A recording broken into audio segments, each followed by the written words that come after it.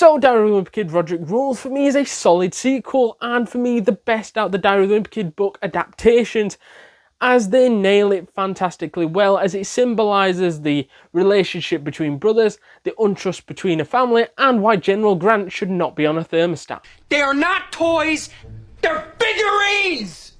The story was just great. I love the story of Rodrick Rules, experiencing through the eyes of what Greg is thinking at this time, because obviously in the first one we got to see their relationship between him and Rodrick, in which weren't that great, let's be honest. Them two hated each other and they despised each other. But in this film, we see that at the start, and we see this genuine hatred between the two, but that soon goes away when Rodrick throws the party, which they're not meant to have, as they're grounded, and it's a way for them two to bond by staying at home. And I don't think the parents meant by having a party, but hey ho, they do. Rodrick tried to lock Greg in the cellar, but that idea didn't work, and so they end up having the party together because Greg was going to literally admit that Rodrick was having a party upstairs, in which would have thrown him under the bus, and he did not want that. So they work together, and they then try to cover up the party, in which this lie seemingly got bigger and bigger, to the point where Greg, even though their relationship between his brother had never been better, and the perks that he was getting, the knowledge that he was getting was fantastic. But then you've got this idea on the other hand, that this big lie is getting out of hand, to the point of where he then admits that Rodrick had friends over, which he wasn't meant to do, but in that time they bonded together, and he admits that to his mum, and then that's where the truth really comes out in a massive way when the pictures are revealed. So it didn't really matter that Greg admitted to it, because they were going to find the camera eventually with the pictures on. Why would you take pictures? Who the fuck knows? And also the fact that the door had to be changed, in which is a big part of this movie. Two words. Bathroom, door. But for me, going back to the brothers angle, I think that was great. That was the glue that held this movie together, because that is the thing that stands out, not the party stuff, not all this other bollocks that's in the film. I think it was the two brothers, simply for the fact that that is real. That feels the most real. That seems the most realistic thing in the Diary of the Wimpy Kid 2 film. As you are going to get along with your brother sometimes, right? But there's going to be occasions where he annoys the shit out of you, or he takes the piss out of you and you don't like it and things like that. And this shit happens. That felt legitimate. And when you get along with your brothers, nothing better than that.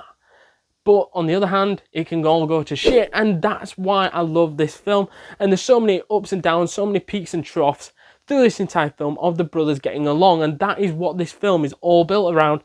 And that's what makes it enjoyable for me anyways. Let us know down in the comments down below which parts of the film really make you go, that's the best Diary of the Wimpy Kid movie, if that is your favourite Diary of a Wimpy Kid film. And to be fair, talking about highlights, there's not many standout highlights, maybe apart from Greg being called a peeping Tom, or Bill just acting like a complete and utter fucking idiot. Do I smell pot roast? I mean, the talent show ending was also great as well, helping to put a great end to what was a fantastic film up until this point. And at this point in the film, the brothers are not getting along at all, because obviously the party reveal has just come out and they were sent to the retirement home to go live with the grandpa while they think through the punishments and think through what's going to happen. And they're so mad at them, they've just sent them away. And they're still not getting along, even worse than what it was in the first film. And they weren't just ignoring each other, they were clashing all the time. But at the talent show, it seems a bit sour for Rodrick, because he got the worst end of the deal. Greg, yeah, he was forced into doing the talent show, which he didn't want to do with Rowley.